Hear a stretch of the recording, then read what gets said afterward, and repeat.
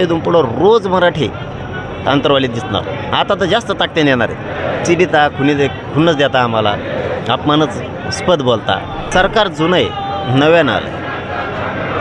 त्यामुळं ते अंमलबजावणी करते अशी आशा आहे. विष कालाला निघाला, त्याच्या अन्नात माती काला निघाला. मराठ्याला दिसून द्या ना, स्पष्ट क्लिअर चित्र.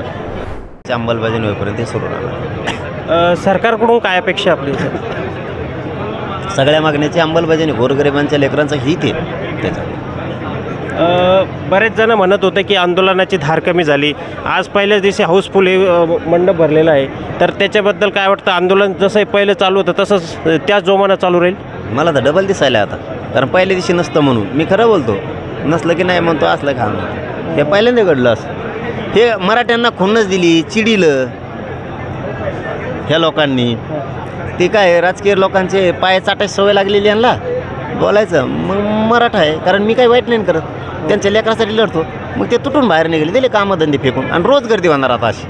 आज झाली पहिल्या दिवशी म्हणल्यावर आता इथून पुढं रोज मराठी अंतरवालीत दिसणार. आता तर जास्त ताकदीने येणार आहे. चिडिता खुन्नस देता आम्हाला, अपमानच स्पद बोलता. मराठ्याला सहन नाही होत. मराठ्यात तुटून घराच्या बाहेर निघाले. मोटरसायकल, ट्रॅक्टर, जीपा मिळेल तेव्हा नाही झाले. सगळे अंतरवाली लॉक झाले. समाजाने उत्तर दिलं त्यांना. तुम्हीच दाखवा आता, मला काय स्पष्टीकरण द्यायची गरज नाही. आता उत्तर दिलं. मी काही खोटं बोलत तुफान गर्दी, पण मीडिया आहे ना आता.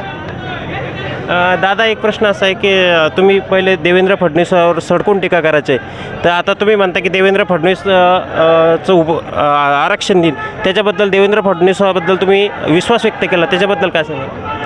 मागण्या जुन्या आहेत, नव्यानं मांडल्यात. सरकार जुनं आहे, नव्यानं आलं. त्यामुळं ते अंमलबजावणी करते अशी आशा आहे.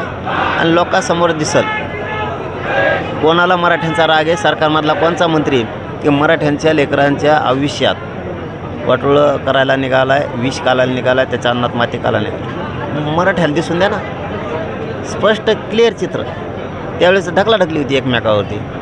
शिंदेसाहेबाला मी विरोध नाही करत असं म्हणायचे फडणवीस साहेब. आता दोन्ही तुम्हीच आहेत, मुख्यमंत्री तुम्ही, सगळं तुम्ही, सत्ता तुमची.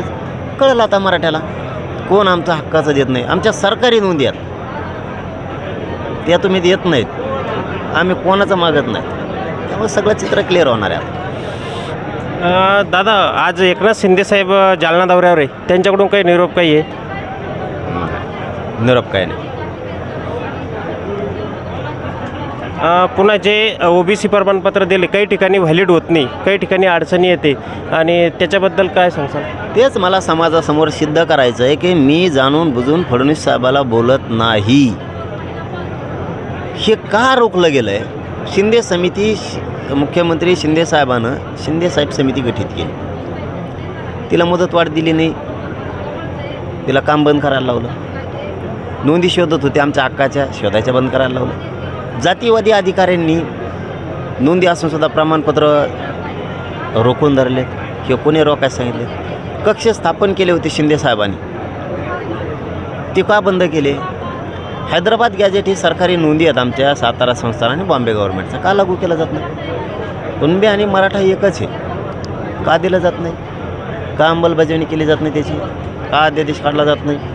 सगळ्या स्वैरींची अंमलबजावणी का केली जात नाही? केसेस का मागं घेतल्या जात नाही? कारणं काय आहेत? हे समाजासमोर उघडं पडेल की आपला मारेकरी कोण आहे, आपल्या गरिबांच्या लेकरांच्या आयुष्याचं वाटोळं कोण करत आहे, आपल्या लेकरांचे मुर्दे पाडायला कोण निघाला आहे. आत्महत्या केलेल्या, मराठा आरक्षणासाठी बलिदान दिलेल्या पोरांचे पैसे दिले जात नाहीत, त्यांना नोकऱ्या दिल्या जात नाहीत. का रोखल्यात, कुणी रोखल्यात?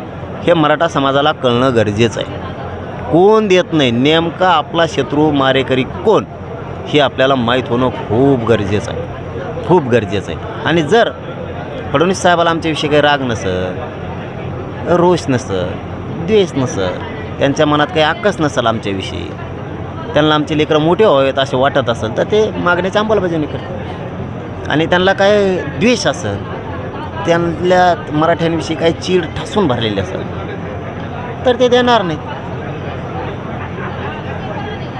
दादा, तुम्ही मग म्हटले होते की माझं शरीर मला साथ देत नाही. आता हे उपोषणाची आरपारची लढाई असं समजायचं? जे होईल ते होईल. अंमलबजावणी घेऊस तर मी आता हटत नाही सगळ्या मागण्याची. कुठल्याही परिस्थितीत आरक्षण घेणार पाहिजेच. तर हे होते मराठा आंदोलक मनोज जरांगे पाटील. आज त्यांनी आंतरवालीत उपोषणाला सुरुवात केलेली आहे. आंतरवाली सराटीहून संतोष साबळे, लेट्सअप मराठी.